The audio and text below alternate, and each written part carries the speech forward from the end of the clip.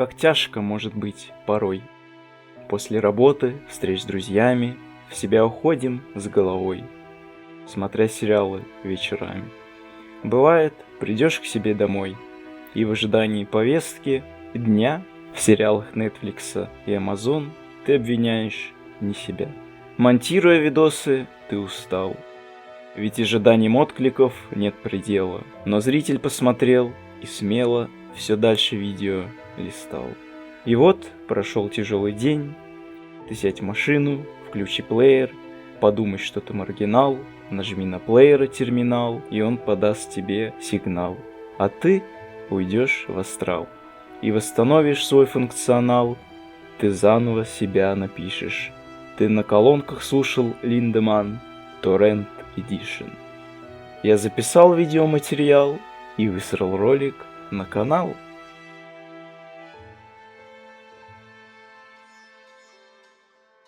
Всем хай, с вами Серый на канале Куствивил, и в этот раз я решил разбавить видеоразборы творчества группы Rammstein абсолютно отдельным проектом, никак не относящимся к этой группе и вообще очень отдаленным, а именно Lindemann.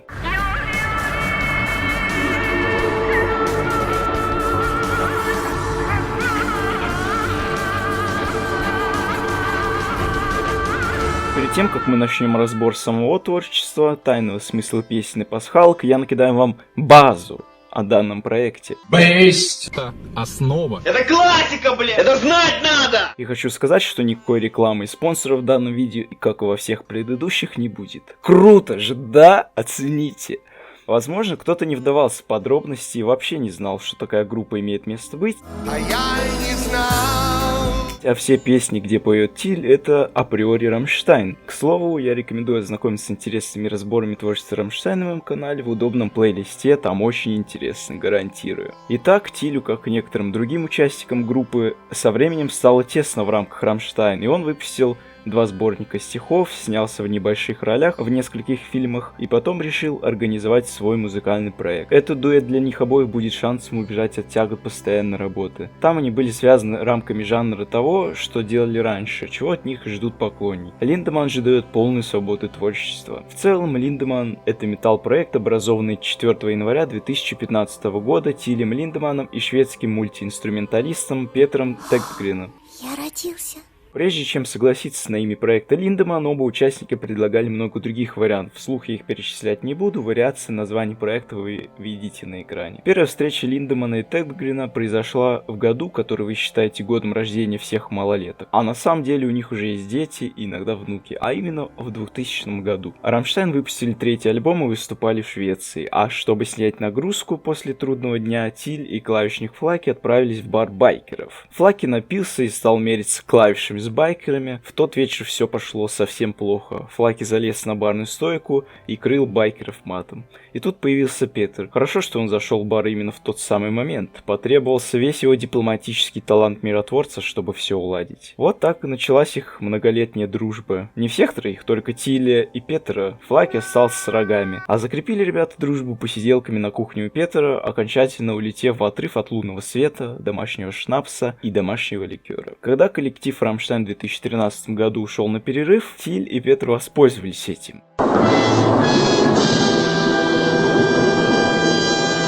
Это пиздец. 4 января 2015 года, в 52-й день рождения Тиля Линдеманна, на Фейсбуке был анонсирован проект Lindemann. Это сопровождалось общим изображением, на котором Тиль и Петр были представлены как новобрачные. Не геи. Примечательно, что официально у проекта вышло 2 альбома, и так как у Тиля очень тяжело шел английский, но ему это, к слову, нравилось, двое друзей пришли к компромиссу, что первый альбом будет полностью на английском, а второй на немецком, а дальше как пойдет. 8 июня 2015 года в Берлине была организована небольшая охота в качестве предрелизной игры с фанатами. Мужики борются за лавр свинопаса и за фанты для своих девок. Лавр свинопаса? Люди должны были найти место где-нибудь в Берлине, где альбом был спрятан. Единственным намеком на то, где находилось это место, была фотография некой карты, выложенная на Facebook. В ходе расследования люди должны были встретиться в художественной галерее в Берлине, где последовали дополнительные инструкции. В 13 часов им сказали, что они должны были уничтожить свинью пиньяту. Когда пиньята сломалась, выпал маленький поросенок. Человек, получивший поросенка, был счастливым обладателем Лавр свинопаса?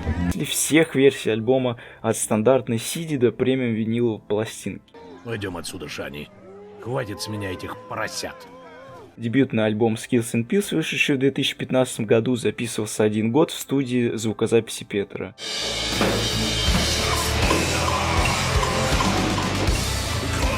В Германии и Финляндии альбом взлетел на первое место в хит-парадах Великобритании, Швейцарии и Венгрии и держался на 2-й строчке, а в Австрии был на 3-м. Тиль и Петр пришли к выводу, что эксперимент удался, и сразу же взялись за работу над 2-м альбомом. Между тем, в конце 2018 года в России, Беларуси и Украине был анонсирован литературно-музыкальный тур «Мессер» в поддержку выхода одноименной книги стихотворений Тиля Линдеманна на русском языке. Все подробности мероприятия держались в строжайшем секрете. 1 декабря 2018 года в Киеве прошло первое выступление. Девушка в латексе была неотъемлемой участницей автограф-сессии. Супер-вип-участники получали вот такие пропуска с фоткой молодого Тиля. Одна из участниц мероприятия дала интервью вот такого содержания. Я знала, что мне нужно было выступать на сцене в маске свиньи и в черном приталенном платье, взаимодействуя с залом и Тилем, пока он читает стихотворение. Но подробности мне рассказали только за сутки до выступления. Я подавала актеру различные предметы, например, пилюли или бутылку, а потом меня вовсе бросили на пол. Мой образ сопровождал все стихотворения и нес индивидуальный смысл для каждого зрителя. Главным реквизитом на сцене была сама книга «Мессер». Она была в центре внимания во время шоу, а актер будто разрезал ею себе грудь в кровь.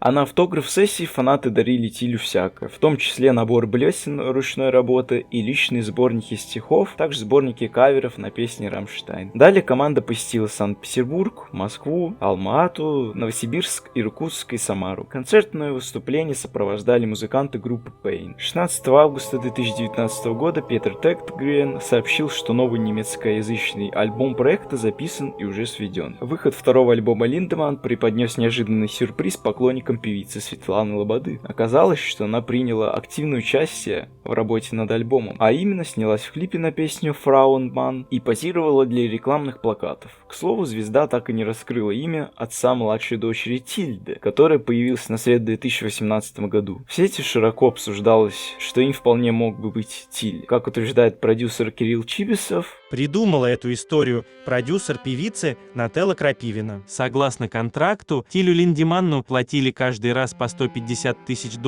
чтобы он приезжал и фотографировался в объятиях с Лободой. Хотя поначалу ему даже не объясняли, зачем это нужно. Помню, в тот период я видел где-то его комментарий.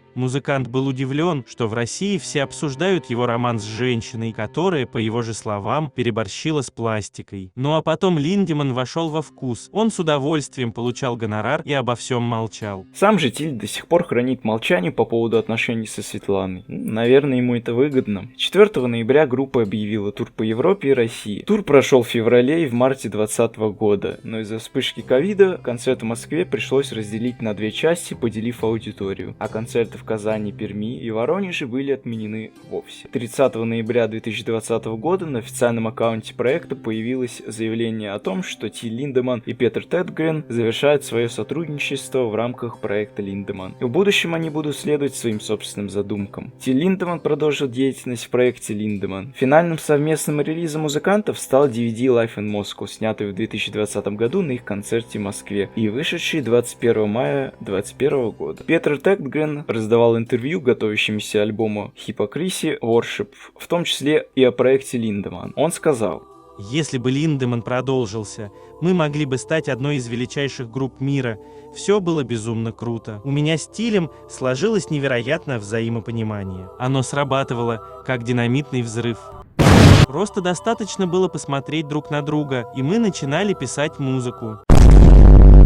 В студийной работе все было очень просто. Это вообще была самая простая сторона дела. У нас возникало столько идей, что можно было бы ежегодно плодить сотни песен. В проекте я занимался музыкой, он работал над имиджем, и параллельно в том и другом. Мы помогали друг другу. В общем, все было отлично в отдельных моментах и не очень в других. Сейчас мы с ним никак не общаемся, не дружим. Но это не имеет значения. Главное, мы сделали нечто большое, оставили свой след, и я этим горжусь. Я был счастлив делать то, что делал, нравилась наша совместная продуктивность. Вообще, ничто не сравнится с тем, как мы генерировали материал. Только что вот, скажем, сидели и обсуждали, а через 10 минут все готово. Так что немного печально, что пришел конец, но уж как есть.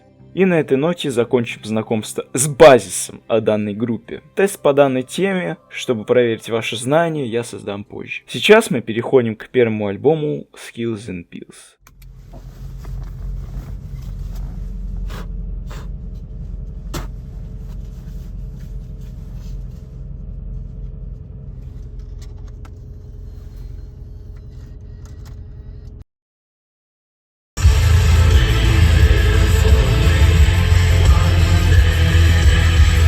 Песня представляет собой мрачный рассказ о печальной судьбе своего рода бабочек, чья жизнь длится всего лишь день. Время идет, срок истекает. Разбирать тут особо нечего, потому что сам Тиль в интервью очень красноречиво полностью разжевал нам весь посыл. Всем знакомо это ощущение, когда ты сидишь на пляже и наслаждаешься закатом солнца, но он происходит быстрее, чем тебе этого хотелось. Ты хочешь наслаждаться моментом еще и еще, но не в силах остановить солнце, и оно уходит. Было бы замечательно остановить это мгновение. К слову, данный момент чем-то напоминает ревью на песню Rammstein Zeit. So perfect is der Moment. Настолько, что он словно о ней и говорит, если вырвать из контекста. Но у нас нет такой возможности. Солнце ушло, а ты должен продолжать жить. Не можешь насладиться моментом из-за стресса, спровоцированного тем, что знаешь, солнце и так уйдет, а ты никогда не успеешь им насладиться. И так раз за разом, снова и снова. В целом песня о том, что всем от Бога, наше время на земле скоротечно, и мы все умрем, но мы начинаем ценить что-либо,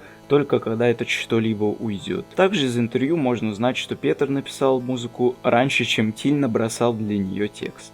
Cowboy, cowboy, big and right, any horse and any bride. Песня о том, как сильно удалось самонадеянный человек стареет и становится немощным. Сам Тиль сказал в интервью: когда Петр скинул мне инструментальную версию, она состояла лишь из барабанной партии. Точно не помню, как я дошел до этой идеи с лошадью, но именно верховую езду мне напоминал ритм песни. Этот ритм стучал у меня в голове и задел меня за живое. И тут мне пришла мысль сделать все в ковбойском антураже. Это то, что я помню о ковбоях. Их можно легко сравнить с байкерами. Все хотят быть крутыми парнями и горячими штучками. Но в конце концов, мы все становимся старыми.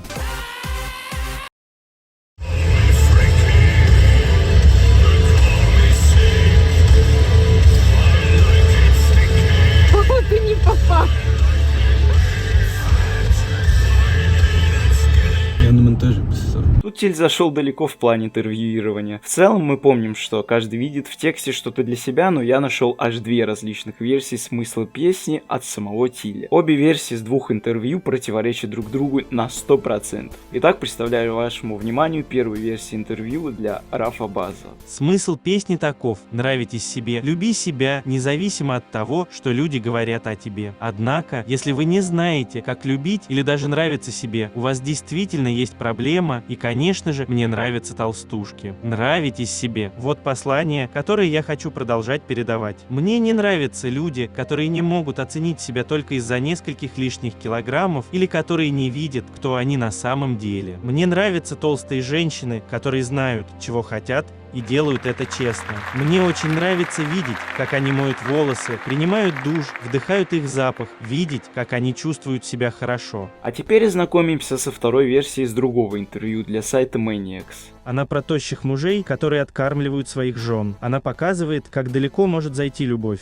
Тут все песни про любовь. Эти ребята любят своих жен. Они их кормят, лечат, моют и делают за них всю женскую работу, а девушки просто лежат на кровати и становятся все жирнее и жирнее. Странно все это. Собственно, я думаю, если бы кто-то из репортеров спросил его о таком дуализме, интервью с данным вопросом выглядело следующим образом. Здесь находятся показания ваших одноклассников. Все как один говорят, Что два разных интервью давали именно вы. Я их не помню. Вы что, не помните этих репортеров? Кого? этих ребят. Я еще раз говорю, я не помню. Ты знаете, что самое интересное? Все очень похоже на то. Что ты поехавший уже, все. Интересное совпадение, не правда ли? Это ты давал 2 этих интервью. Я это знаю. Ты нифига не знаешь. Это был не я. Неужели ты не хочешь раскаяться? Я не виноват! Пойми, все слишком очевидно. Суд не верит в совпадение. Я надеюсь, что из зала суда ты до конца своих дней отправишься В гаче мучи качалку и будешь выяснять там, кто боссов за джим. Я там Как мы видим, неясно, зачем Тиль в разных интервью вбрасывает разные смыслы. Могу предполагать, что в одном из них правда, а в другом блажь для мягкого продвижения в СМИ, где все толерантны и друг друга любят.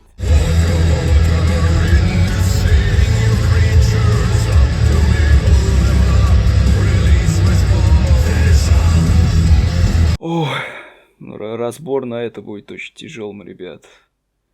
Блин. Мне придется заклеивать все сиськи из этого ютуба, который не разрешает их выкладывать. Ладно. We met in a diner about 1:45. He left his gang back in Fifth Avenue. And when the waitress asked what will it be, I said that guy that keeps looking at me, looking at me, looking at me, looking at me, down on me, down on me.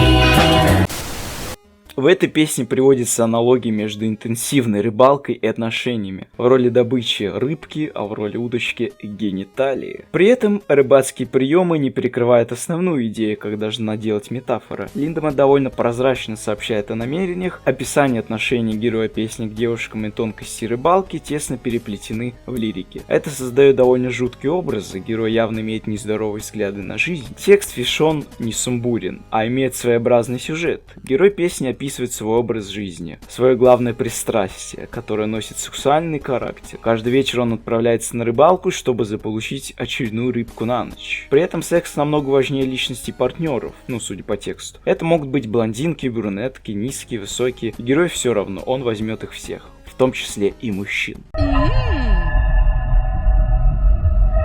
Очень подробно Линдеманн описывает рыболовные снасти и действия с ними, например, большой крючок, смазать катушку, закинуть своего червя, собственно.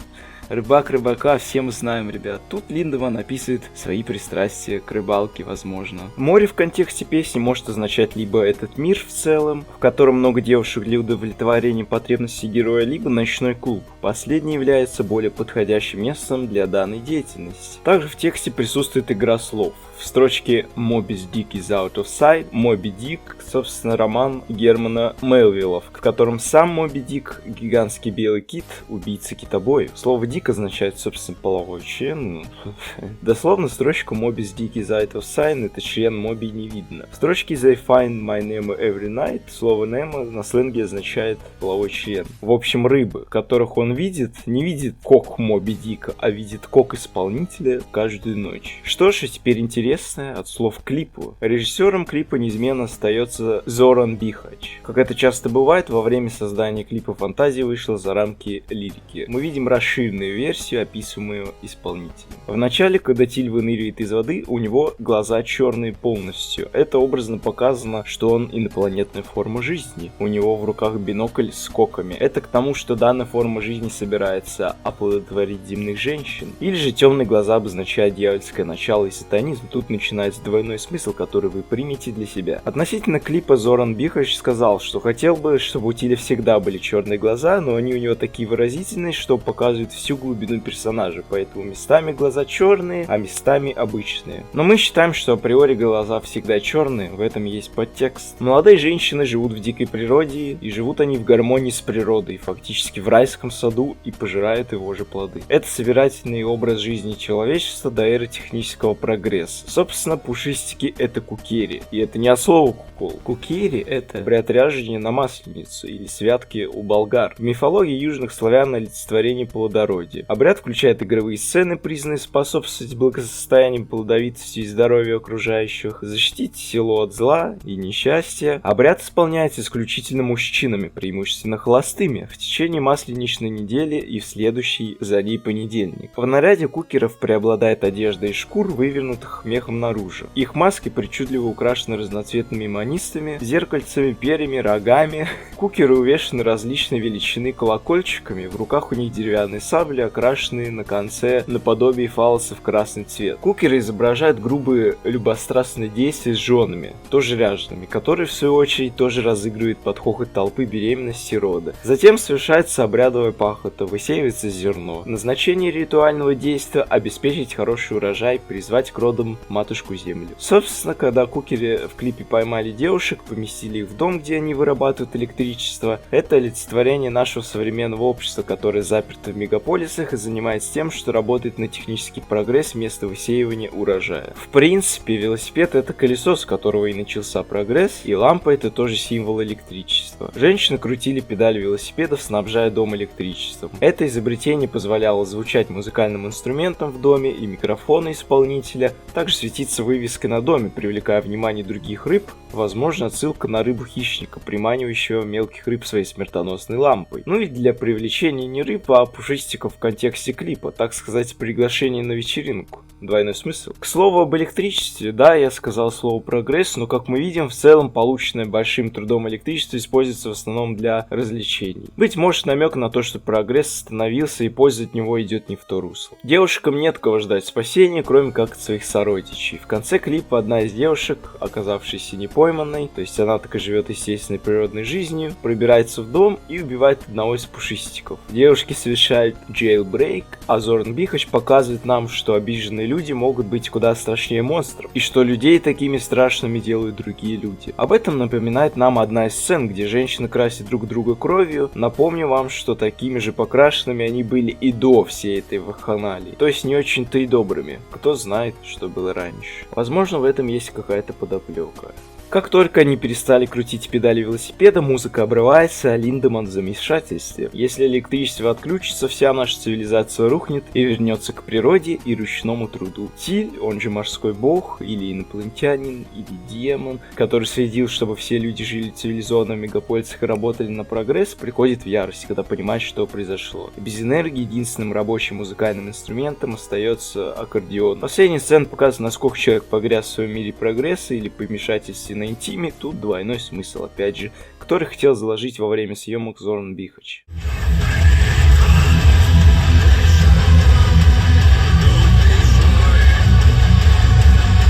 Мало извращений. Я вас категорически приветствую! С вами Золотой Дождь, друзья! В целом, в этой песне все тривиально, и обозревать тут нечего. Мораль стара, как главный хит Вани Дорн. Не надо стесняться.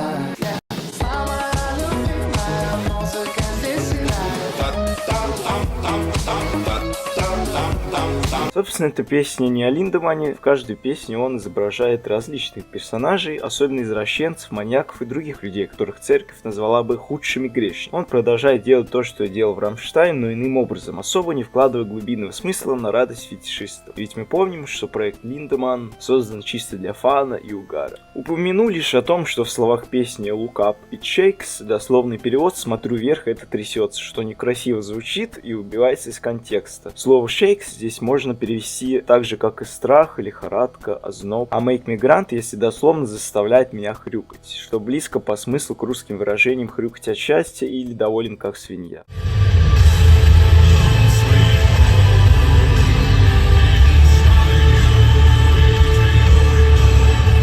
Эта песня является первым низкотемповым треком, написанным Тегдреном. Сама песня посвящена отцу Тилли Линдемана, который умер от рака. Это действительно грустная эмоциональная история, и именно поэтому она нашла свое отражение в данной песне. В тексте говорится о внезапно возникшем, развивающемся онкологическом заболевании, которое сравнивается с жестоким и беспощадным зверем, поселившимся внутри человека и уничтожающим его изнутри. Образно, тело — это дом для души. Милое, родное, но всего лишь временное пристанище. Люди поедают съедает животных и растений, возбудители различных болезней и паразиты поедают людей. И это всего лишь круговорот разных видов жизни в природе. Поэтому смиритесь и не особо печальтесь, как бы говорит нам этой песней Ти.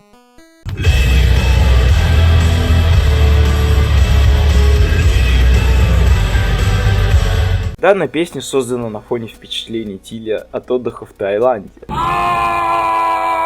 Далее прямая цитата. Я отдыхал в Таиланде, и в Бангкоке была такая маленькая улочка, которая произвела на меня сильное впечатление. Я видел, как трансвеститы питали отвращение ко всем этим понаехавшим американцам, когда большие толстые люди снимают жена мальчиков. Это выглядело...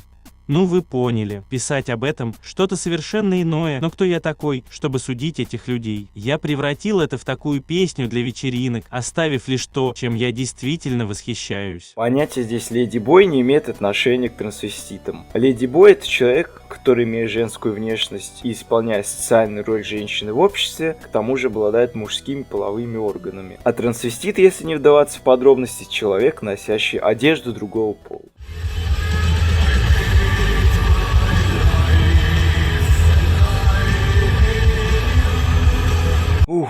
Что ж, стоит начать с того, что термин «французское письмо» или «French letter», который упоминается в тексте песни, на самом деле является британским сленгом для обозначения презерватива. Данная история тоже имеет свои истоки из жизни Тиля. У него есть друг, у которого 7 детей. Он зарабатывает неплохие деньги, но ему всегда не хватает, потому что все идет на детей. Видимо, под влиянием лицезрения этой картины Тиль решил написать строчки о безответственных людях, которые, однажды испортившие свою жизнь незапланированным рождением детей, начинают ненавидеть все на свете, себя, своих близких, отпрысков и собственные чувства. С помощью своего творчества Линдеман обличает человеческие грехи, становящиеся нормой в нашем обществе. Он всегда пытается достучаться до людей необычными, странными, а иногда жестокими песнями и клипами, а иногда просто передает то, что чувствует и видит вокруг себя. Мораль — не идти в бой на живца,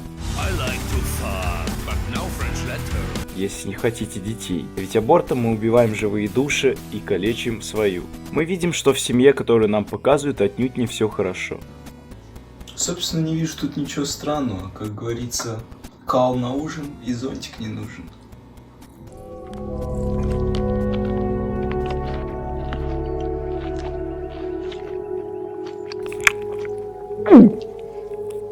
Насчет данного клипа и смысла я мало чего могу вам рассказать, так как даже в интервью нет какой-то конкретики, помимо слов Тиля, что они делали этот проект просто по фану, чтобы развлечь себя и всех нас. Но все же есть пару важных деталей, на которых я хочу заострить ваше внимание. Взгляните на этот момент. Ни на что не похож.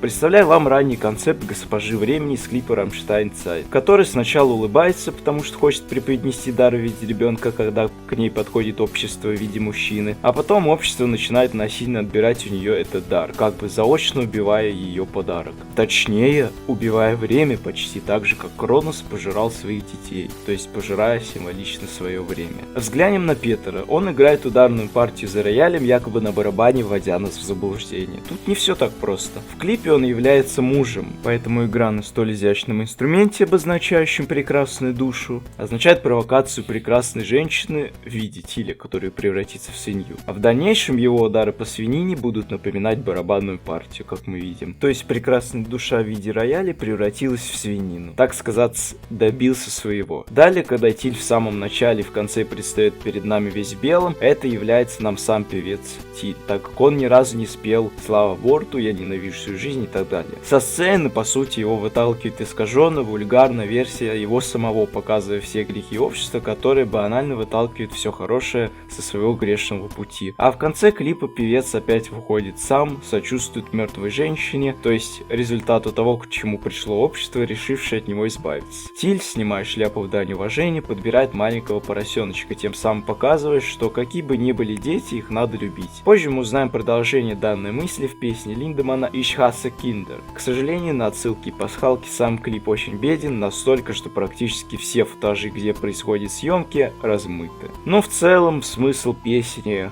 очень глубок.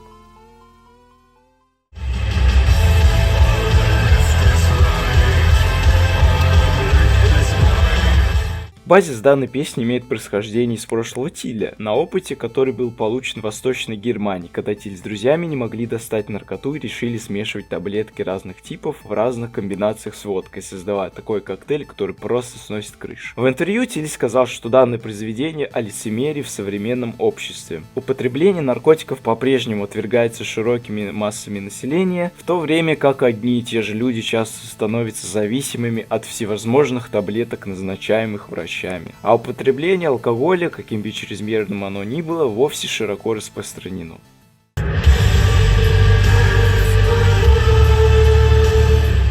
В работе над песней принял участие Клеменс Вейерс, музыкант нидерландской группы Courage Angren. А именно он занимался оркестровой композицией и бэк-вокалом. Песня считается бонусной к альбому, так как в некоторых источниках не числится в списке треков альбома. Также в одном из интервью Тиль сам обратил на это внимание. Ребята, у нас есть место для бонусного трека? Величайший вопрос в этом году. Это наш первый альбом. Нам нужен бонусный трек. Тиль, пожалуйста, нам очень нужен. Окей.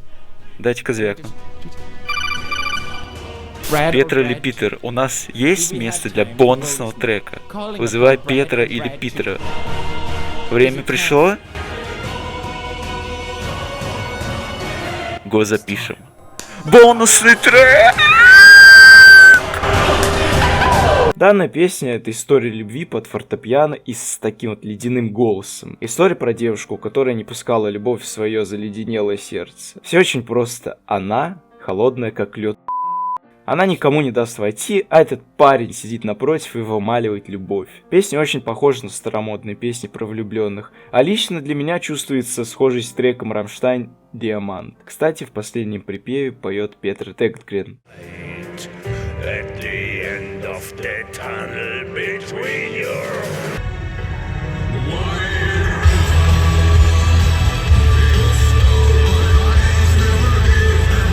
Вступительная фортепианная мелодия была вдохновлена песней Адель «Someone Like You».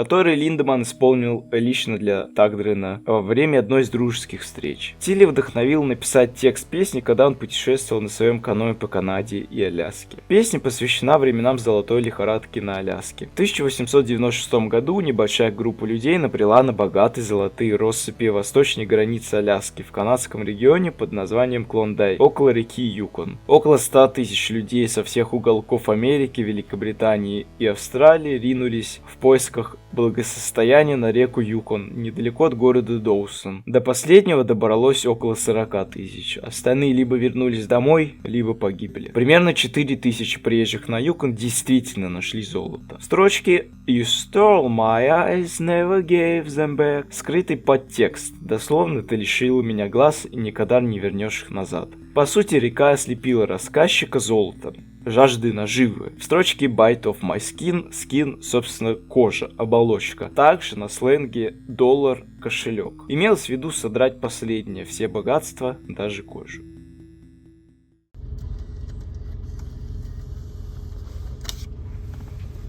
Блин, здесь только первый альбом.